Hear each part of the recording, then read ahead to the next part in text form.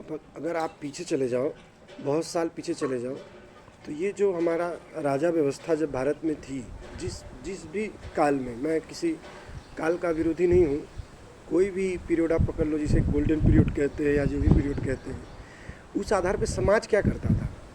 समाज था, राजा थे और राजा की सेना थी। यही तीन चीज़ें थी जो इस धरती पे रहती थी। जीव जंतु की बात नहीं कर रहा हूँ, मनुष्यों के बीच का बात कर रहा हूँ। तो समाज खेती ही करता था, पूरा समाज खेती करता था। राजा हमारे खेती में, हमारा जो व्यवस्था है, खेती का व्यवस्था, उसकी व्यवस्थाओं को सफल करने के लिए काम करते थे और हमारी रक्षा करते थे। अच्छा, ये व्यवस्थाएं कैसी चले, इसके ऊपर सन्यासी ब्राह्मण काम करते थे, ज्ञान देते थे। अगर कोई भी खेती हो रहा है, उसमें कोई दिक्कत आती है, जैसे कहा जाता है ना, सन्यासी घूमता था। सन्यासी गांव गांव क्यों घूमता था? ऐसा नहीं था कि सिर्फ भिक्षा मांगने के लिए सन्यासी गांव गांव घूमते थे। सन्यासियों का गांव गांव घूमने का कारण ये भी था कि जो जो मेन ऋषि मुनि होते थे ना, जिन्हें गुरुजी कहा जाता था, वो अपने शिष्यों को बोल देते थे कि जाओ हर गांव में घूमो। तो वो गांव गांव घूमता था सन्यासी।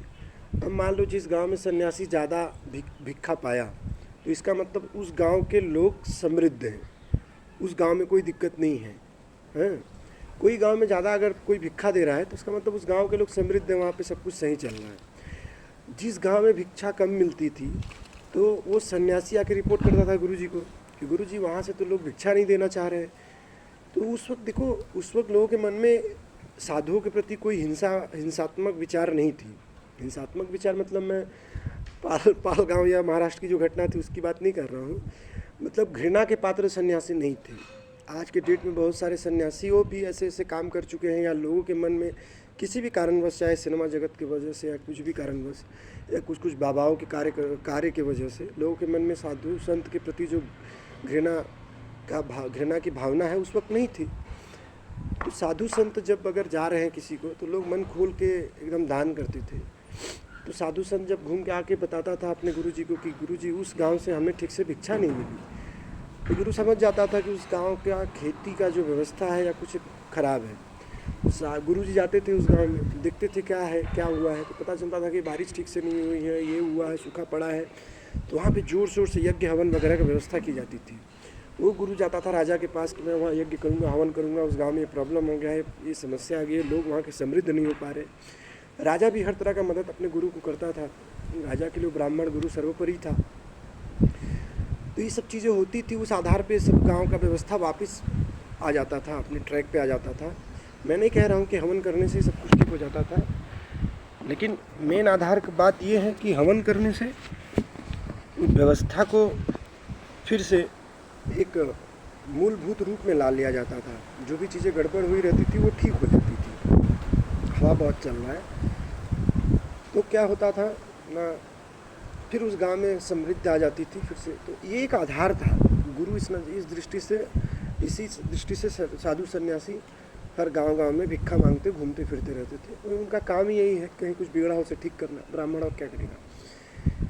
ज्ञान बांटना और ज्ञान का सही से इस्तेमाल करना। अब शास्त्रों में जो लिखा है, जो व्यवस्थाएं लिखी हुई हैं, जिस आधार पर, जैसे ज्योतिष हुआ, ज्योतिष में जो व्यवस्थाएं लिखी है क्या है, आपका कुछ गड़बड़ है तो उसे ठीक करने का व्यवस्था है। तो गुरु जन जाके वही सब व्यवस्थाएं उस गांव में लोगों के बीच में करते थे और वहाँ सब कुछ ठीक होता था।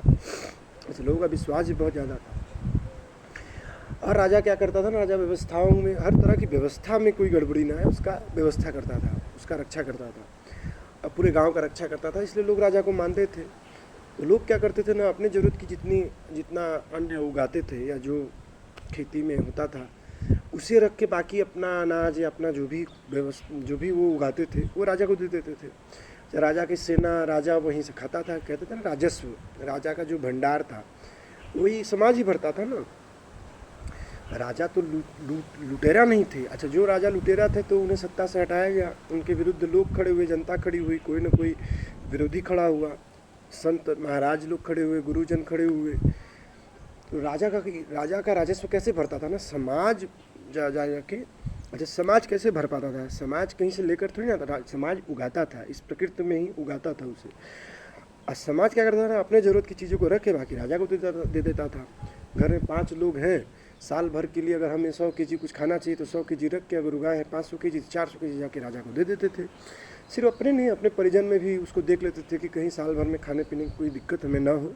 और जो भी एक्स्ट्रा था वो राजा को जाके दे दिया जाता था, प्रेम पूर्वक, श्रद्धापूर्वक, इच्छापूर्वक। इस आधार पे कि हमारे जो व्यवस्थाएं हैं उसको सफल करने के लिए आपने कार्य किए हैं और हमारी रक्षा की है। हम पे कोई अटैक न कर दे, हमारा अन्य कोई लेके न चला जाए, हमारे गौ माता को कोई नुकसान न कर दे। उस व्यवस्था को की रक्षा करने के लिए आपकी सेना ने हमारा रक्षा किया है। तो उस आधार पे लोग जाके दे देते थे राजा को, और राजस्व वहीं से चलता था। ये एक व्यवस्था थी, इस व्यवस्था को आज हमने तोड़ा है, कुछ न कुछ कहीं ना कहीं आप बोल सकते हो तोड़ा है। अब सरकार तो टैक्स के रूप में लेती है उसी चीज़ों को, हालांकि वो व्यवस्था अब नहीं रही। अब गुरुजन का सम्मान उस आधार पे नहीं रहा। मैं ऐसा नहीं कर रहा हूँ कि हर गुरुजन का वही हर जगह पे वही व्यवस्था, नहीं, ऐसा नहीं है। अभी भी गुरुजन का है, हम जैसे लोग हैं गुरु को गुरु मान के चलते हैं, चलना भी चाहिए। सनातनी परंपरा थी, आज की डेट में उसमें कमी ज़रूर है। हर चीज़ में कुछ ना कुछ कहते हैं ना, अब जैसे कहा जाता था आटे में नमक जैसा झूठ चलता है, लेकिन अगर आटा ही पूरी तरह नमक बन जाए तो फिर अब क्या बोल सकते हैं। चलिए, मैं उन सब चीज़ों के ऊपर ज़्यादा नहीं बोल रहा हूँ, लेकिन मैं ये बताना चाहा कि खेती, ये जो खेती है ना, ये मूलभूत है। देखिए, अगर राजा थे तो समाज बड़ी थी ना। राजा का परिवार मान लो 1 परिवार 2 परिवार 10 परिवार इतने ही होंगे, ये समाज बहुत बड़ा था। समाज में लाखों लोग थे, तो लाखों लोग खेती करते थे। तो साधारण तौर पे एक राज्य था वो खेती के आधार पे था। हर राज्य खेती पे आधार पे थे।